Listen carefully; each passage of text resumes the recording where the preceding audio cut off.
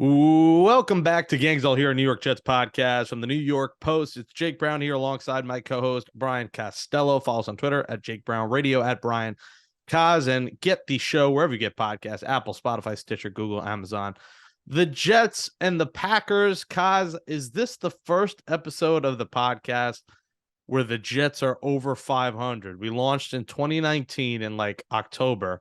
I think this is the first episode of they're over 500. Am I right? It has to be, Jake. Yeah, has to be because they haven't been over 500 since 2018. And that was pre-podcast. Yeah, the first podcast was the day after the Ghost game.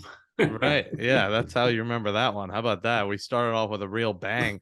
Yeah. 3-2, and this isn't a 1-0 podcast. This is a 3-2 podcast. Somewhat respectable going into week 6, but a tough matchup lies ahead because playing in Lambeau is never easy. I'm sure there will be some form of conditions, although I haven't checked the weather. Have you looked into the weather there It yet? looks okay. I think it's in the Green Bay 50s Sunday. Okay, 50s, yes, 51, low of 31. So no real conditions on Sunday, but Kaz, a chance here at a little 3-game win streak and a 4-2 record potentially going into a 4 p.m. game for the first time all year. They've had all 1 p.m. games, but it ain't going to be easy. You know, Aaron Rodgers, like you said in the last episode, he's coming in mad this week. And after losing the Giants, after not scoring in the second half outside of a safety that meant nothing, this is going to be a very angry and frustrated quarterback and offense from the Packers. Yeah, clearly there's something wrong. Sorry, Jay. There's something wrong with Green Bay. Like they haven't clicked yet, but this could be when they click here. And they have to be focused after that Giants game. And of course the Jets get them at a bad time. But to me, Jake, like we talked about this Monday, you know, Jets don't have anything to apologize for. They've won 3 games, right? Jets fans should embrace that. But now, like when you're spinning it forward and you're actually looking at those wins, there's some holes, right? They've beaten backup quarterbacks in all 3 games. The Cleveland game was a miracle game, and they really benefited this week from Skylar Thompson being in there instead of Teddy Bridgewater. So it's hard to see them going into Lambeau and winning this game. I think what you're looking for is, can they keep it respectable and keep it a game into the fourth quarter? They've done a good job of that this year, of at least being in the games late. And that's I think that's what you want to see. And if they somehow pull out a miracle win, you celebrate it. But I also think your expectations going in this game is just, all right, can they be in the game in the fourth quarter? This would be the biggest win in the Zach Wilson era by a mile, right, Kaz? I mean, you go in and beat Aaron Rodgers, a guy who he's looked up to and watched. I mean, think about it. This guy was barely speaking when Aaron Rodgers started his career. I mean, he was walking a bit. What was he, in preschool when Aaron Rodgers? How long has Rodgers been in the league? Like 16 years now? Rodgers was drafted in 05, really started playing in 08. So 14 years ago. So yeah, he was in grade school when Aaron really started playing. This would be the first statement win. I mean, you look at this game, and as much as we're excited about the Jets 3-2 start, like you said last show, it was against Mitch Trubisky, Kenny Pickett, Jacoby Brissett. It hasn't been Skylar Thompson, Teddy Bridgewater then for a minute, and then Skylar Thompson. It hasn't been against a legit quarterback. You want to talk about the legit guy? You said Russell Wilson. Aaron Rodgers would be the legit guy if you win this game. Yeah, absolutely, Jake. And I think, probably the best win of the Zach Wilson time here, Tennessee, maybe last year. It's probably his best win. That was the best one. Yep. Tennessee was the number 1 seed in the AFC. So that was a legit win. And he made some spectacular plays in that game. But to me, it's interesting, Jake, to see what Zach Wilson is over the next few weeks, because what you saw Sunday was a game manager, right? 14-21, 210 yards. Just don't turn the ball over, run the ball, play defense. That was the formula. But can the Jets keep winning like that? I probably not. They're going to need him to carry this team at one point. And I asked Robert Saleh today about, he made a comment in June that they don't need Zach Wilson to be Tom Brady this year. And is that what he envisioned? And he said, well, he thought Zach put the team on his back in Pittsburgh in the fourth quarter and showed he could lift a team and carry a team. And then Sunday he did what was asked of him, and he didn't try to do too much. But so what does that look like now going forward? Do they have a game manager here? Is that what they want, or do they want, or will he be a guy who carries this team. And yes, he had a good quarter in Pittsburgh, but he had a rough first 3 quarters. Like, I don't think we've seen Zach Wilson put together a full game yet where he was really, really impressive. He hasn't thrown for 300 yards yet, Jake, which is kind of like a mark, right? He hasn't thrown 3 touchdowns in a game yet. So when does that game come? And maybe does it come against his idol here, Aaron Rodgers in Green Bay? This game isn't the insurmountable game that it looked before the season. This is a Packers team that Rodgers is struggling with these new receivers. You know, his old friend Randall Cobb, but like again, old friend, old being the key word. You know, this is just a different offense without Devontae Adams, who pushed over the poor what is that thing He's called? not going to be poor for long, Jake. Yeah, I mean, if I'm that guy, I stay in the hospital for a long time and rack up those hospital bills. You can't blame him for. I think he filed a suit against him or If whatever it somebody was. knocks you down, Jake, stay down. Yeah, That's the moral of the I've story. fallen and I can't get up. Was what the guy was saying? He's going to get a nice fat check from Devontae Adams, but this is not your mom and pop's Packers offense, and this is a team like the Jets have done the last week or two with the run game. That's going to look to use AJ Dillon and Aaron Jones to try to run all over the Jets, because this is not the throw it 50 times Aaron Rodgers Packers anymore. Yeah, I'm curious to see if they morph into that at some point, though. Hard to write Aaron Rodgers off, Jake. He's just too good, and I feel like he's going to figure it out at some point, and these guys are going to click. Does it happen this week against the Jets is the question. I mean, he's so impressive. The Jets were out there last summer, Jake, for joint practices, and just watching Aaron Rodgers in practice was incredible. And just seeing how precise he was with everything, and also how the entire Packers universe revolves around him. There were drills where everyone was ready except for one guy, and they waited for that one guy. He takes his time. He sets the pace. He's the boss out there. So I know they're struggling, but I just feel like they're going to click at some point. Where are we on the Jets front? As we talk, trade deadline's coming here. When is the deadline? It's coming November up 1st. November 1st. It's coming up in a few weeks. Is there anyone here that could either prove themselves the next few games that the Jets might look to move? I mean, Denzel Mims has barely played, hasn't played at all. Hasn't played at all. Yeah. And Corey Davis was a guy we were talking about trading, but I think Corey has been pretty key for Zach in this offense. I don't know if the Jets still want to trade him. Is there anyone here in these next few weeks that could, make or break themselves for a trade here in the next few weeks? I don't think that, Jake. I think if you're looking at a position where the Jets could trade from strength, it's defensive end. They got a lot of them. Maybe they move a Bryce Huff, someone like that, who's, but I'm not sure what you can get for any of those guys. But I think the Jets, they have to like what they have right now. I don't think they're going to be looking to make many moves here either way, buyer or seller. I think they're kind of in a good position right now. And there's one guy that almost got moved. How about Stephon Diggs? Almost. Did you hear what he said to Von Miller, that the Jets were maybe the other team that was trying to trade for him? Can you imagine the Jets fans and this team if Stephon Diggs was here, Kaz? He said the Jets almost traded for him? He said in Von Miller's podcast, he basically said he was almost traded at some point to the Jets. No. So not at the same point the Bills, because I remember when the Bills traded for him, the Jets said they weren't even aware he was on the trading block. Yeah, he kind of worded it weird where he was like, I think it was the Jets or something. He didn't like clear cut say it was the Jets, but yeah, man, can you imagine Stephon Diggs being the replacement of Corey Davis and what this offense could have looked like with Stephon Diggs? One can only hope, Kaz. Just envision it in your head right now. Okay. I don't know when that would have happened, Jake, but I don't think it would look the same as with Josh Allen right now, right? The other half of that is you need the all-pro quarterback to make that look like it's looked in Buffalo. Yeah, exactly. And it's just fun to think about. It's Jets Packers. The Jets are 7-point underdogs in this game.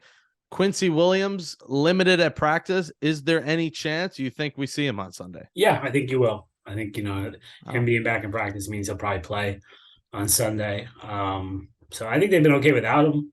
Quan Alexander's played a little bit more without him. They've done some more nickel in these games. But Quincy obviously brings energy, big hitter. So I think they'll be happy to have him back in the lineup. after getting Carter off the field, it's amazing. He's back just a few weeks later. I mean, that looked like a truly serious injury. And now he might be back and pair him with Quan Alexander and CJ Mosley. And this is going to be an interesting front seven against Rodgers. Got to put pressure on Rodgers and force him into a mistake. Because listen, he doesn't make many of them. He does not throw a lot of picks. He gets rid of the football. He runs with the football. Let's preview this game. Jets-Packers, 1 p.m. on Fox. Kevin Burkhardt and Greg Olsen on the call on a Fox broadcast. I like that pairing. That's the a good A-team. call. Yeah, that is Very an rare A-team. the Jets get the A-team. Kevin Burkhardt went from, a car salesman to the A-team on Fox. I mean, so what Jake, blow up. 20 years ago, where were you in 2002, Jake? Were you in fourth grade or something? 11 years old, living in Trumbull, Connecticut. Yeah, something like that. So 20 years ago, I was the sports editor of the Herald News in West Paterson, New Jersey. Mm-hmm. And at that time, Kevin Burkhardt was a local radio guy that did the high school football games. And the biggest high school football star was Greg Olsen at Wayne Hills High School. And I can remember then Greg coming into our office to do a photo shoot. I remember covering one of Greg's games at against Northern Highlands High School. I think it was at Wayne Hills. So pretty crazy. And Burkhardt always did the game of the week. He was a big radio announcer in Passaic County, New Jersey. So it's a long way 20 years ago. From a radio announcer to a car salesman to Fox. I mean, there's going to be the car salesman thing. I feel like Jake has become Ryan Fitzpatrick went to Harvard, right? Like I feel like you can't say Kevin Burkhardt's name without mentioning that he sold a car. I think he sold cars for like a month, right? Was it that short? Okay, well, it's still a Netflix special in the making. Yes, yeah. Kurt Warner worked at a grocery store, right? It's become that. Yeah, from a Prius to a Lambo, the Kevin Burkhardt story, and it was great on SNY. I miss him on there, but we do have Steve Gelbs now, who I also like, and Gelbs has been on the show with us. All right, Kaz, this is going to be a better game than we thought. It's the Jets' pass defense going up against a struggling receiving core in Green Bay. This is probably the second best run game the Jets have faced, with the Dillon Jones combo coming after Chubb and Kareem Hunt. The Packers have won 3 straight games over the Jets. It's weird to say that the Jets are winners of 8 of the last 13, if that means anything. It doesn't mean anything. It does. It's the first time since 2010 that Green Bay has played New York. Do you remember the last time they played a Lambeau, Jake? Do you remember that game? I don't. Remind me. 2014, they were winning. Gino was the quarterback. They were winning early, and then Gino threw a pick. First, he threw a touchdown to Jeremy Curley, and Marty Morningwig called timeout on the sideline, was calling for timeout, and then Sheldon Richardson called timeout, erased the touchdown, and then Gino threw an interception, and then the Packers rolled from there. But the Jets were winning early. It was incredible. Well, you could have just started with Gino threw an interception, and I knew the rest of the story. Yeah. MVP, well, the real Gino. MVP. The season ended today. He's actually an MVP candidate, which is just number one in the league in quarterback rating. What bizarro world are we living in right now? I mean, this from COVID to Geno Smith being an MVP candidate, I just can't handle the state our world is in. But good for him. Not that he's like an easily rootable for guy, but you root for a guy who did terrible and now is an MVP candidate. But I'm sure that will not last too long. All right, break this game down and make your pick. I think I've hinted at it, Jake. I just don't see how the Jets win this game. I think the Packers are going to be really laser focused, motivated. I think their front is going to cause problems for the Jets offense. Their defensive line is very good. I think their running game will have some success against the Jets. And I think Aaron Rodgers, he gets rid of the ball so quick that he's going to negate the Jets pass rush, which was really a strength against the Dolphins. So what was the line, Jake? What was the line? 7. It's right around 7. All right. I'll go Packers 28, Jets 17. All right, that's fair. Listen, I think I've picked the Jets every week. The Jets every week. You got to pick the Jets again. I really would like to. My pick is the Packers, but screw it. I'm changing my mind. 27-24 Jets. I don't care. It's going to be wrong. I picked the Packers originally just because on paper, it just doesn't make sense that the Jets could go into Lambeau and beat the Packers. But Aaron Rodgers has been bad. The Jets pass rush has been good. I think there's a chance they could make make him make that decision that changes this game and throw a pick. I think we might see a pick six or a fumble recovery for a touchdown. This team's just rolling right now. I got to turn it around and pick the Jets. I like this team. They're hot. They're running the football. Breece Hall is going to run for another 80 and a touchdown, receive for another 60 and a touchdown. Breece is going to have a big game. CJ's going to make a big catch on third down. I feel CJ Uzomah is going to make some kind of big catch. They're going to get tight end production, and the Jets are going to pull off the miracle in Lambeau. Do you believe in miracles? Yes. I think the Jets are going to win. You convinced me, Kaz. All you had to say was you got to pick them. You know what? You're right. You're picking them all 17 this year, right? You're going to pick them? Not all 17 until they lose. Next week is fair to pick them because of how bad the Broncos have been. And then Patriots is fair to pick them. It's not fair to pick them against the Bills. But man, if they do win this game, and they are 4-2 going to that Broncos game, and even if they lose that, the Patriots game on the 30th. Denver for you, Jake? No trip to Denver. No, although the schedule's opened up now, the Mets are out. I got no Mets in my way. Yeah. Unfortunately, I don't think that would make the expense report. That would get denied. Unfortunately, that trip. But 27-24, a shootout. Jets win on a Greg Zuerlein field goal in the final seconds, and the Packers are frantic and worried. All right, that's enough of us. Let's go next on Gangs All Here to former Jet Leger Douzable coming up. All right, joining us now on Gangs All Here is a friend of the program, and he's reporting live from like Meineke Car Care Service. I don't even know where the hell are you, Leger? Oh man, I'm at a tire shop in South Florida. I had to get some new tires on my truck. Thought it would be a lot quicker than it's going. So instead of just pushing the time back, not knowing when I could potentially be ready for you guys, I said, you know what? Let me just do it from my phone.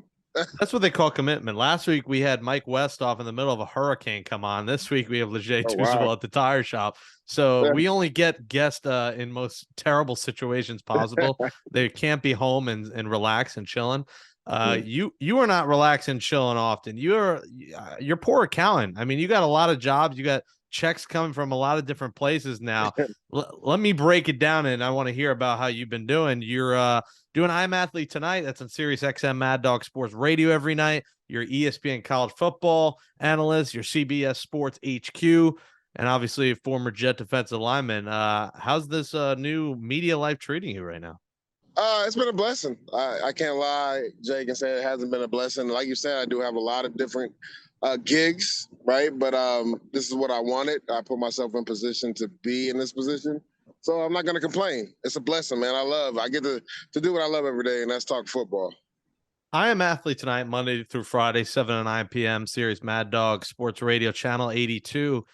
It's got a cavalcade of stars. You guys have a very interesting mix of players. How fun, because these guys will let it rip, from Brandon Marshall to everyone else on that show. How fun has that experience been working with guys that you kind of played up against for a while? Well, I mean, a lot of them were my teammates, right? Because me and Brandon were teammates in college and at the Jets. Me and Shady were teammates with the Buffalo Bills. So it's been great. I mean, me and Adam Pac-Man Jones, even though we both play defense, we know of each other, right? And have met in passing because we have mutual friends. So it's been good. You know, those are the guys on the show with me. Then we also got Brandon Flowers, Antoine Walker, Auntie Chantel. So we keep it fresh, man. It's like a locker room feel. Like you said, guys will just let it rip on there. So it's literally just like being back in the locker room. So it's a great, man. I love doing that every day. It doesn't even seem like work now. Of course it is work, but it doesn't seem like work. It just seems like guys just chopping it up in the locker room. Yeah, I love that. Just so many cool personalities have been on there, and they've really developed. And I know they've done traveling to different live shows in different spots too, which I've done some live shows, and that's always a fun time. Leger Douzable, follow him on Twitter at Leger Douzable. Leger, the Jets have been fun. I mean, 3-2 for the first time in the history of this podcast. They're over 500. Is the hype real right now? I mean, you are what your record says you are, right, Jake? So right now they're a winning team. Now, again, I think Saleh said it perfectly today at the press conference. Like, anytime you can be humble, right? So it's a week at a time. You know, it's a daunting, I don't want to say daunting game because anybody can get beat, but everybody knows what it is to go into Lambeau and play the Green Bay Packers, right? This is a big game. People hear the word litmus test come around. I don't know if it's that because they're in the NFC, but they've been the gold standard for the last 50 years as far as what you want your team to be, as far as a team that competes year in, year out, goes to the playoffs, goes to the Super Bowl. So Aaron Rodgers to me is the most gifted quarterback I've ever played against or seen on tape. That's who they play this week. Now they've had issues, obviously at the receiver position, a lot of young guys playing. So he doesn't have Devontae Adams there. He doesn't have that true number one guy. But they've done a really good job with the running game. I mean, Aaron Jones is playing his butt off. I think averaging over 6 yards a carry. A.J. Dillon at any moment can go off because he's just a big back, right? He brings that physical element to them. So they've been a little bit more balanced than they have been in the past. Do they win? My heart picked the Jets. My mind, it's like an R. Kelly lyric. My mind's telling me no. My body's telling me yes. My mind is saying Packers. My heart picked the Jets. What say you? Yeah. I'm picking the Jets to cover. I think the line's 7, Yep. So I'm picking the Jets to cover. Again, people talk about Green Bay being a pissed off team. I don't buy into that. If anything, I think it's the perfect time to get the Green Bay Packers. I played in that London game. It literally took me like 3 or 4 days to try to get my legs back from under me. And we actually had a bye after it. So they've kind of changed the rules because teams didn't like having to bye that early. So we saw the Minnesota Vikings kind of like they had a lull in that second half, and the Chicago Bears were able to really get some things going in that second half against them when Minnesota came out fast the first half. So we'll see how Green Bay responds, that last 24 minutes in the game, right? That's what I'm going to be really looking at for this game, the last 24 minutes for Green Bay. Because like I said, you're traveling across the pond, and it's not like they came to New York. They had to still travel all the way to Wisconsin from London, right? And then they had to get back in the flow of things. The time change, your body changes. You don't have the same people that you use as far as the medical aspect of it, as far as your massages, your therapies and all that last week. So we'll see, anybody can get beat on any day. And I know that's a cliche, but literally, I mean, just talking to Saleh, and I was telling him, confidence goes a long way. And I heard him talk about that today, right? You got a young team that's playing carefree. Just go out there and play, man. Don't go out there tight. Just play like you've been playing the last few weeks. You got to think about it. You're the underdog. Nobody expects you to win this game. Just go let it rip, man, and have fun. Do you see Saleh? You said you talked to him. Do you see him developing here as a coach? It seems like keeping receipts was like a year ago. It doesn't seem like that line was a few weeks ago.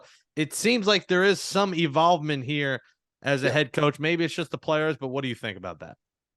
Yeah, I think it's involvement. I mean, when you're a young coach coming in, last year was his first year, just like players, their biggest, leap year is from year 1 to year 2. Same thing with coaching, right? It's a lot different when you're coming from being a coordinator to a head coach, because now you have your aspect and your hands on every part and every facet of the game, right? Offense, defense, special teams, the meetings, how everything is structured. So it's an adjustment period for anybody, right? In any job, you get a new job, it's an adjustment period. So I think he feels a lot more comfortable. I think you can see that and how he carries himself, his press conferences, how he reacts on the field. Now, he's going to always have that energy. That's just solid. Like, that's going to be him no matter what. He's going to give you 110% energy on the sideline week in and week out. But I think he's just more comfortable in his role this year. What do you think of the defense? Quincy Williams looks like he'll be back this week. Yeah, that Jets big. front, that front seven's been scary, and obviously Sauce and Reed in the secondary have been scary. What are you seeing from this defense as a defensive player yourself? Yeah, depending on how healthy Quincy is, I know he partook in practice today at a limited basis. The ankles are always finicky, so you never know. But he's going to be major this week if he can go. Quan Alexander is filled in right nicely, and he was already starting at the other position. But now I think if Quincy comes back, he goes back to the will position, and maybe Quan goes back to Sam, or maybe they just rotate like they were kind of doing the first couple of weeks of the season. Aaron Rodgers puts you in such a bind, right? Because you hear about the RPO game, but it's not even really the RPO game with Aaron Rodgers. He'll go off script. Like, there'll be a run play, and if the corner is off, he'll throw it to the slot guy, like in a quick bubble screen or a quick flat route, right? So it's big right now for guys like the will linebackers, because you got to understand where Aaron Rodgers has seen everything, right? So they do run some RPO game where he fakes the run and then those slants. They have to be cognizant of that, right? You got to be not cautious, but you got to be patient is the best word, as far as just running straight downhill. Because if you do that, he'll kill you all day long with a 9-yard slant, 9-yard slant, 9-yard slant. But then you also got to be cognizant, because Aaron Jones, we talked about it earlier, he's averaging over 6 yards a carry. So the D line and the two linebackers in the box are going to be massive, because they are going to have to stop the run now. It'll be interesting, right? Because they don't have a Devontae Adams, and the receivers are kind of like set up like the Jets, right? It's, the ball gets spread around to everybody, right? Does Saleh come out and play more man coverage? I mean, Jeff Ulbrich, when he's calling the plays, does he come out and play more man coverage and add a guy to the box? Does he bring Whitehead down, and we'll see what his status is for this week if he can go? Does he bring him down? Does he bring Joyner down in the box and go man outside to really add to stop to that run game? Or do they do what they've been doing the last couple of weeks, right? The Miami Dolphins, people were talking, all this run defense. What do you want? Do you want Waddle or Hill running free for 50 yards? Or do you want Raheem Mostert to get 4 yards of carry? I mean, you pick a poison, and it worked for the Jets last week. We saw it with the Cincinnati Bengals. Like, when they played the Ravens routinely blitz a lot and play man coverage. They've switched things up the last couple of weeks, right? They've blitzed, but it still ends up being only a 4-man rush, and they're dropping in coverage. So Joe Burrow even spoke about it. He was like, they really weren't giving us anything down the field, so we had to run the ball with Joe Mixon, and Joe Mixon ran for over 5.5 yards of carry. But teams don't want to do that, Jake. They don't want to be patient. They want to take explosive shots down the field. So I know a lot of Jet Nation was like, I don't know how I feel about the Demons. They gave up a lot of run yards. Look here, they're still playing miles and light years above what they did last year, and they're not letting the explosive plays up. Like, what do you want? Do you want them to allow explosive plays, or do you want them to allow a guy to maybe run for 4 yards here, 5 yards here, but make them be perfect all the way down the field, and then the Jets bow up in the red zone, which they did last week versus the Miami Dolphins? It's hard for any team to take deep shots when you got Sauce Gardner on one side of the field. Yeah. I mean, how special is this kid? It's so early, but yeah. I mean, can you see like this Revis Island Hall of Fame potential already from him? I'm gonna pump my brakes on that, but he's a really good player. I loved him coming out. To me, was my unanimous corner coming out as the number one corner in college. I think Stingley had a higher ceiling if healthy, because we saw what he did his freshman year. But as far as being pro ready right now and a guy that can do it all, I thought, to me, Sauce Gardner, it was automatic for him to be the number one guy. I mean, big tall corner, like 6'2", can run, plays man coverage, can play in zone coverage. Just has a really good feel for the football. And you're seeing him versus Cincinnati Bengals one-on-one with Jamar Chase, one of the best receivers in all of football. PBU fighting all the way through Jamar Chase's hands and knocking the ball out, then does a little snow angel dance at the end of that. I mean, literally, this man named the Sauce for a reason, because he plays with swag. But let's not forget, Jake, DJ Reed is playing some of the best football in the league right now. He's not talked about because he's not really a rah-rah guy. He's not a guy that likes to be in front of the camera and all that. He's just a lunch pail guy and gets it done week in and week out. So this tandem at safety, and they're both young. Like, these are young guys, Jake. They keep these guys next 3 or 4 years, and beyond that, they have a special tandem at corner. And DJ Reed doing it, after the passing of his father. I mean, it's just unbelievable. Your partner, Brady Quinn, has been the talk of Jets Twitter. He is a Jets hater. He is a Zach Wilson hater. What's your message to Brady Quinn? I mean, I don't know if you saw it. Me and Brady actually just did a show on CBS Sports Monday, and we talked about him not believing in my Jets. And I don't know the exact quote he used, right? Because I know he was saying the Jets could possibly start 0-5, maybe 0-8, 0-9. And Jet fans were like, no, you said we were going to start 0-9. So I told Jet Nation, ease up on my man. You know what I'm saying? He's paying for it with his money, because each win the Jets have, he's got to come out with $1,000 to a charity. So right now, we helping the community because of what he said. So he's up on Brady. I get it. I love the passion. You know me, I love Jet Nation. I associate myself with Jet Nation. That's where I was the longest in my career. But he's up on my man, Jet Nation. He's up on my man. I mean, he's backpedaling a little bit here on Zach Wilson the other day. It seems like he's backpedaling just a little bit, Leger. Yeah, I was the one that asked him the question. I was like, it seems like you have an issue with Zach. He was like, whoa, I never said I had an issue with Zach. I'm just saying, if the Jets do go 5-12 and 6, I'm like, I don't think they're going that, but go ahead with the rest of your point. He was like, Bryce Young is one of the best guys I've seen over the last 20 years. I'm like, to me, it's null and void, because I don't honestly like, and I was telling Brady this too, confidence and momentum is a real thing, right? It's a young team. They're fitting off. I mean, if they go out here and get this win versus the Packers, who knows what happens, right? You just never know. Like, who saw the Cincinnati Bengals coming last year? Nobody did. Why can't that be the Jets this year? You know what I'm saying? So momentum, confidence is a real thing. Once you start stacking wins together, once you start stacking wins together, you really feel like you can go out there and beat everybody. Now it just comes down to minimizing the mistakes, right? Because the Jets still always have a couple hair-pulling plays that you're just like, why? What are we doing? If they can eliminate or minimize those, Jake, they can play with anybody. Why not us? Not many hair pulling plays from me because there's nothing on my head. I don't know what I'm pulling. I'm pulling on my beard, I guess. But where are you and Zach? I mean, we've seen a mixed bag from him from the 8 for 24 against Pittsburgh to the fourth quarter. But when he plays mistake free, it seems like he's going to keep the Jets in football games. Well, I think people tend to forget the student missed 7 weeks, right? He missed 7 weeks before coming back versus the Pittsburgh Steelers. So it takes time to get back into the gel of things, right? And honestly, he actually started that game really good. I think 3 straight completions to Elijah Moore. And I'm like, maybe there is no rest. But then we kind of saw some of the rest in the, back half of the first quarter, second, third quarter. But what I really loved in the fourth quarter when it mattered, this is big boy football, a couple third down completions to Corey Davis that were just darts, Jake, right? Going, I think he went, what did he go, 11 to 12 for 128 and a touchdown. 10 for 12, fourth quarter, scoring drives he led. And then last week, just efficient, not doing too much, living within the offense, threw for over 200 yards, 14 to 21, just playing within the offense. And I think he's learned that, as I get more comfortable in this offense, maybe there's times I can take chances, but I can still throw for 250, maybe even close to 300 if I just live within the offense. Because, again, we did so much on the ground with Bryce Hall last week. He wasn't asked to do much, but he was efficient with the football, and that's what I like to see. He's efficient with the football, lived with his defense. His defense was playing at a high level, lived off the run game, went 14 to 21, threw for over 200 yards. That's a good day at the office, and to just get a win at the end of the day, that's the most important thing. Kaz said 4-13. Brady Quinn said the Jets would start 0-9. At 3-2 right now, where's a real? We were going to start what?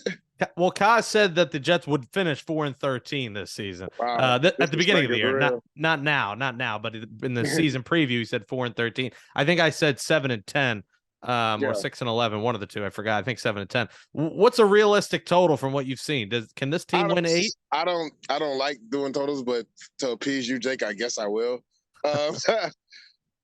It's hard. Like I said, man, when you start getting momentum and you start feeling good, you just never know. But I'm gonna say the Jets are gonna win minimum 7 games this year, maybe 8. I like them for 8. I like them for 8 games. 8 and 9. That's I think the minimum now. That's a good season. They can go 8 to 10, but I think 8 is gonna be the minimum.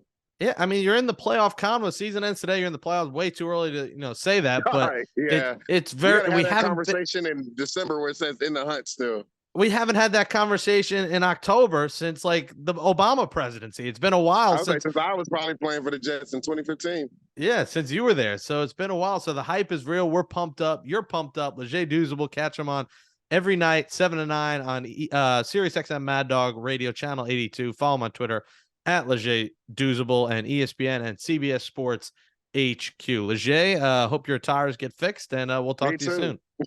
Appreciate it, Jake.